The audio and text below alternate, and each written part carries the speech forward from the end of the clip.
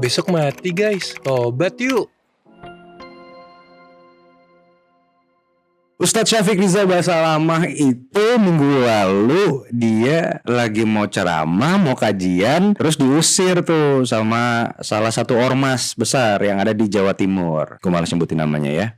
Dan kisruh akhirnya rame di sosial media. Gue paham tujuannya adalah supaya, karena beberapa ustadz seperti Ustadz Syafiq Basalamah itu diidentifikasikan sebagai ustadz-ustadz Wahabi yang memberikan pemahaman-pemahaman yang dapat memecah belah persatuan nusa dan bangsa, keukuhan umat Islam di Indonesia, kan gitu kan. Makanya dilarang tuh, diusir, nggak boleh untuk ceramah, nggak boleh ngisi kajian. Tapi tau nggak ya, reverse psikologinya sebenarnya, karena lu ngusir dengan cara yang bagi gue pribadi ya represif sekali gitu. Sedangkan lu untuk ormas ini ya, itu gereja dijagain, ada orang Natalan dijagain, bahkan biksu dipijitin kakinya gitu. Tapi kok malah ini yang saudara seiman malah diusir kajiannya hanya berdasarkan narasi-narasi yang katanya memecah belah. Lu tau nggak, Syiah itu lebih memecah belah sebenarnya, karena dia menghancurkan akidah gitu. Itu yang semestinya harus ditiadakan gitu, karena gimana pun Syiah masih nebeng nama Islam di dalamnya. Itu yang gue sebenarnya nggak setuju secara pribadi. Tapi kalau kita ngomong Wahabi lah gini-gini ya, gue juga bukan jemaah atau pengikut dari sebuah kajian-kajian ustadz-ustadz yang diidentifikasikan sebagai ustadz-ustadz Wahabi gitu. Ajaran Wahabi gue juga nggak ngikutin. Bukan gue lah ya, gue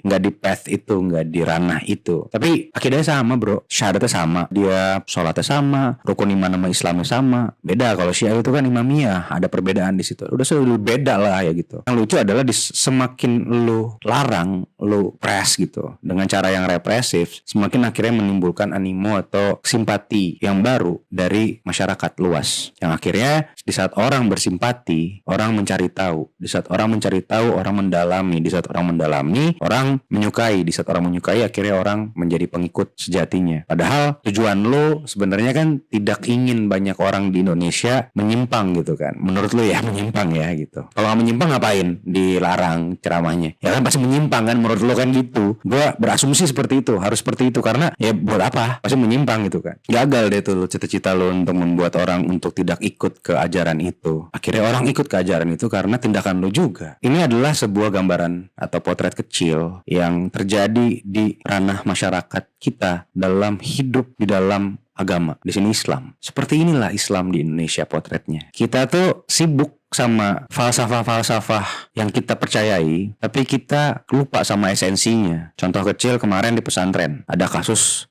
bullying sampai hilangin nyawa seorang santri karena senioritas itulah. Orang kan mau masukin anaknya ke pesantren karena dia pingin anaknya jadi mubalik, jadi pendakwah, jadi orang soleh, jadi orang yang ahli dalam ibadah, ya kan, jadi ahli dalam ilmu agama. Tapi untuk menuju ke sana kok prosesnya kok menyebalkan sekali gitu. Dan kalau kita boleh jujur-jujuran aja nih, di pesantren-pesantren yang ada di Indonesia, nampaknya kesan-kesan keras untuk dididik secara agamanya itu hilang. Akhirnya pesantren layaknya sekolah biasa aja gitu. Ada kebandelan-kebandelan yang dijalankan sama santri-santrinya, layaknya kebandelan yang dijalankan sama siswa-siswa di sekolah-sekolah biasa. Jadi membedakan apa? Kalau cuman hanya membedakan yang dipelajarin hanya ini, kita fokus ke agama. Kalau hanya itu, gue sangat menyayangkan bahwa kan aplikasinya dalam kehidupan sehari-hari juga harus ada gitu. Dan pertanyaan mendasarnya adalah si santri-santri senior itu dalam bersikap terhadap santri juniornya, senioritas ya, bullying dan macam-macam itu buat apa gitu. Semestinya kan menjadi pembeda gitu. Semestinya si santri-santri junior ini masuk ke pesantren, itu dia melihat kakak-kakak seniornya itu ya, santri-santri senior itu sebagai sebuah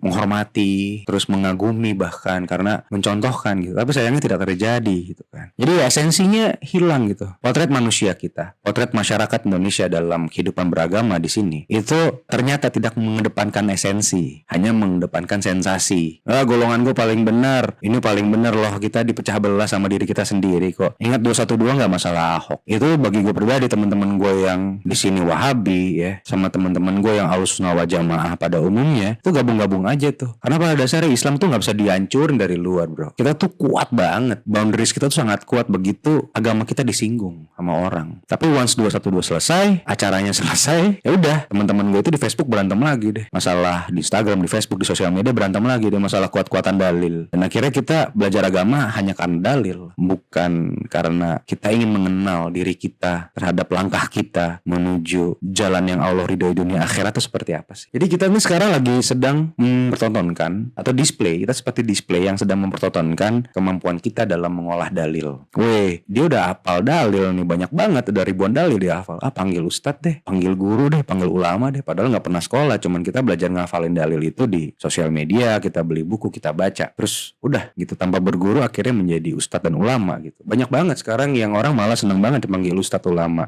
Terutama untuk konten-konten kreator yang memang niche-nya di bidang agama. Gue seneng banget tuh. Maaf ya, tapi gue bisa ngeliat dari raut muka lo gitu. Sangat-sangat senang sekali kan. Gak ada masalah, cuman itu mengganggu diri gue pribadi sebenarnya. Karena bukan itu yang gue pingin sebenarnya. Keberaneka-ragaman dalam menyampaikan syiar agama Allah itu milik semuanya memang, bukan hanya milik 1-2 orang. Cuman cara kita bersikap di saat kita mendapatkan perhatian dari banyak orang, ternyata gaung bersambut nih konten-konten kita gitu. Terus udah deh, langsung tampilnya semuanya seperti ustadz. Gue pribadi adalah orang yang sangat-sangat takut berbicara masalah dalil di sini. Hatta itu sekedar surat kulhu, takut gue. Padahal gue adalah konten kreator yang niche-nya kebetulan alhamdulillahnya di ranah agama. Tapi gue sangat-sangat takut karena begitu gue salah melempar dalil, salah mengartikan, salah menjustifikasikannya, waduh dosa banget gue. Kalau bicara masalah panggilan ustadz ini juga menarik. Di sini itu ustadz itu hanya nempel di wujud atau di tubuh seseorang yang memang paham sama agama. Guru agama lah kita panggil ustadz. Ustadz itu tuh sebenarnya muncul dari bahasa Persia, sekarang Iran, which is Syiah. Menariknya, awal mula panggilan ustadz itu muncul untuk seseorang yang dihormatin, dihargain karena kemampuan dia dalam suatu bidang tertentu, profesi tertentu. Kebetulan di sini asbabun nuzul muncul dari musik. Seperti Beethoven tahun 1700-an kalau nggak salah. 1700 ya, bukan 700-an. Itu dia kalau jalan kemana-mana gitu pasti dipanggilnya maestro. Ya memang seperti itu budayanya untuk memanggil seseorang yang ahli dalam bidangnya pada waktu itu. Kebetulan Beethoven di musik. Dan mungkin ustadz itu muncul di saat musik sedang bergeliat sekali di Persia pada waktu itu. Dan seorang maestro yang di bidang musik itu akhirnya dipanggil ustadz. Akhirnya berjalannya waktu, bahasa tersebut terserap ke berbagai macam bahasa-bahasa yang lainnya. Seperti akhirnya ustadz itu dibuat menjadi umum bahasanya, jadi sebuah panggilan untuk menghormati orang yang kita anggap guru. Guru itu adalah orang-orang yang memang memahami, menguasai expertise di bidangnya. Apapun itu bidangnya. Misalkan Raffi nih, dia memang bidangnya di sinematografi. Dia expert di bidang itu. Gue bisa manggil Raffi sebagai Ustadz Raffi karena ya memang dia orang yang dihormatin, dihargain karena karya-karyanya di bidangnya. Dan itu udah terbukti. Nah, itu bisa dipanggil Ustadz. Sama seperti layaknya kita manggil Herr Profesor di Jerman, tidak harus menjadi profesor dulu, bikin makalah tebel-tebel. Dia cukup mengajar lama, dia menguasai bidangnya, dipanggil Herr Profesor. Nah, di sini sayangnya kita hanya melekatkan pakaian kata-kata ustadz tersebut kepada orang-orang yang ahli dalam bidang agama. Di sini konteksnya adalah guru agama, kita panggil ustadz. Sesungguhnya gue bisa ya manggil guru-guru gue yang lain di bidang-bidang yang lain ya ustadz, karena kan ini hanya bahasa. Nah, yang menjadi lucu dan ini menjadi potret dari gambaran masyarakat Indonesia dalam hidup beragama di sini adalah kita terlalu senang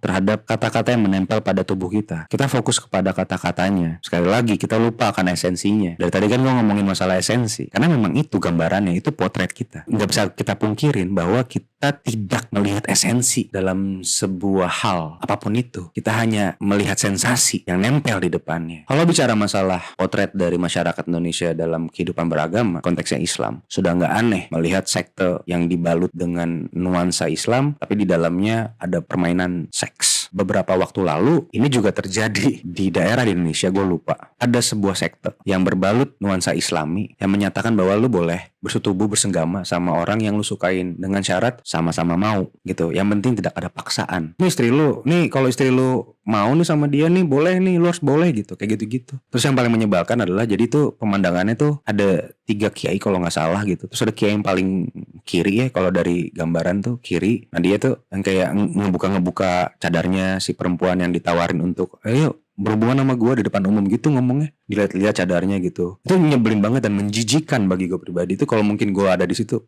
ketampol gitu. Tapi balik lagi, ini bukan yang pertama kali terjadi di negeri kita tercinta ini untuk permasalahan seperti ini. Banyak sekali sudah terjadi kalau penyelewengan sekte yang bernuansa berbalut Islami ini yang ujung-ujungnya hanya untuk masalah syahwat dari seorang kiai kepada jemaahnya, ya itu udah banyak. Yang mengaku nabi juga banyak, nabi-nabi baru gitu banyak. Nah balik lagi, ini adalah gambaran atau potret cerminan masyarakat Indonesia dalam bersikap di dalam agamanya. Kenapa bisa terjadi? Karena kebodohan dipelihara. Kedua, syahwat dipelihara. Ketiga, keangkuhan dipelihara. Nah itu makanannya setan sebenarnya. Kita berbicara anti setan, kita berdoa kepada Allah supaya kita dihindari dari bisikan setan, dari golongan-golongan setan. Tapi kita sendiri melakukan apa yang setan suruh tanpa kita sadarin. Bahkan mungkin kita sadarin. Apa namanya kalau bukan munafik? Nah balik lagi, itu adalah gambaran atau potret masyarakat Indonesia dalam beragama. Munafik. Sedangkan Allah itu tidak menyukai hamba-hamba yang munafik. Sedangkan munafik itu punya tempatnya sendiri, yaitu di jahanam. Tapi kita menjadi orang munafik tanpa kita sadarin, bahkan kita sadari. Ini menarik sebenarnya. Masih banyak banget gambaran-gambaran kita, masyarakat Indonesia, dalam hidup, dalam nuansa agama gitu ya, di Islam. Menyikapi Islam seperti apa, menjalani kehidupan Islami seperti apa, di sini seperti apa. Banyak banget kalau mau dibahas seberapa egoisnya masyarakat kita dalam menyikapi ini. Ternyata kita tidak mementingkan ukhuwah kok. Sedangkan sunnah di atas sunnah adalah ukhuwah. Itu yang lebih penting daripada apapun itu. Bisa dikulik rame-rame nanti. Atau silahkan tulis di kolom komentar apa yang kurang. Kira-kira list-list ini gitu. Kita harus tahu kekurangan kita apa kalau kita mau belajar untuk baik ke depan nih. Untuk kemaslahatan diri kita, agama kita, saudara-saudara kita sebenarnya kok. Tapi kita gak peduli itu. Kita cuma peduli sama pertukaran nasib kita sehari-hari aja. Dan itu jujur aja itu pity. Pemandangan yang menyedihkan bagi gua. Gua gak berharap banyak apa-apa sih. Yang gue berharap adalah diri gua sendiri bisa kuat untuk selalu berusaha setidaknya berjalan di jalan yang Allah ridhoi dunia akhirat tanpa harus menyakiti perasaan orang-orang di sekitar gua. Karena akan sulit sekali.